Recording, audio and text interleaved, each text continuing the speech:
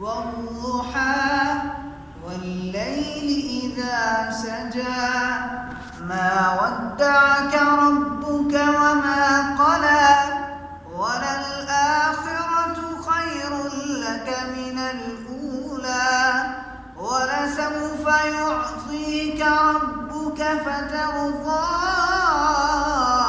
ألم يجدك يتيما فآوى ووجدك ضالا فهدى ووجدك عائلا فأغنى فأما اليتيم فلا تقهر وأما السائل